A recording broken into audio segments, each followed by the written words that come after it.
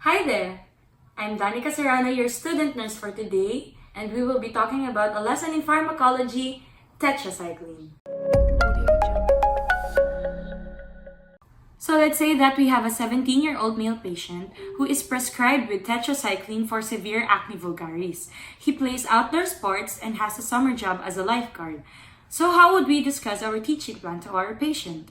So our facts are, our patient is a 17-year-old male who is diagnosed with severe acne vulgaris. He is prescribed with Tetracycline and he plays outdoor sports and has a summer job as a lifeguard.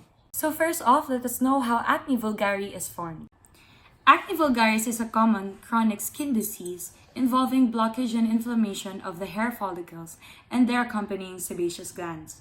You see, in our skin we have these hair follicles where the sebaceous gland secretes oils and releases the oil through the pore. But if the pore is clogged, oil secreted cannot go out and is clogged. Therefore, it accumulates bacteria, and with the body's response to foreign body, that part of the skin swells and causes pain. Hence, our acne vulgaris. Acne vulgaris on our patient may be caused by his hormones since our patient is an adolescent. And we know that during adolescence, our hormones are on an overdrive. A hormone androgen causes the sebaceous gland to secrete oil. High levels of androgen during adolescence may be the cause of his acne.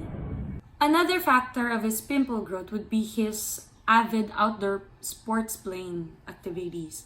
Since playing outdoors causes the stimulation of sweat production, it would cause bacteria to breed on the skin, creating acne.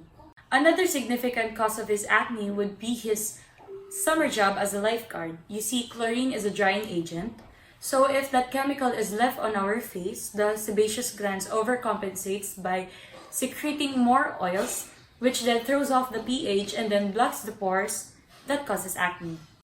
Now, since our patient is diagnosed with severe acne vulgaris, he is prescribed with Tetracycline. Tetracycline is used to treat acne vulgaris since it inhibits the protein biosynthesis of the bacteria. No protein biosynthesis means no nutrition for the cell. No nutrition for the cell means cell death. Tetracycline inside our stomach is highly affected by other substances. That's why we must make sure that it is to be taken on an empty stomach. The half-life of the antibiotic is 12 hours, so we must make sure that our patient take the antibiotics on a 12-hour interval. A significant side effect of this antibiotic would mostly include Photosensitivity and rash manifested by exaggerated sunburn reaction when exposed to the sun for even a brief period of time. So knowing the side effects of this tetracycline and why our client has severe acne vulgaris, as nurses, we must advise our client to cease playing sports while undergoing the antibiotic treatment. Tell the patient that playing outdoor sports contribute to his severe acne vulgaris and taking the medication will make him prone to skin damage more.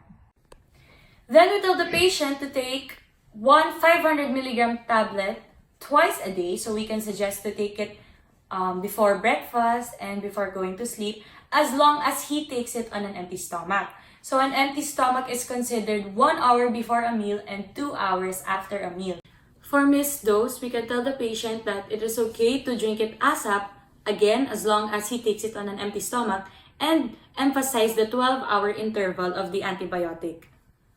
Next is to remind the patient to observe proper hygiene by washing the face with lukewarm water, a mild cleanser, in a gentle rubbing motion, and as well as changing pillowcases since most bacteria would come from there. Last is to remind the patient to tell his doctor or his physician any drastic changes in his body after or upon taking the medication.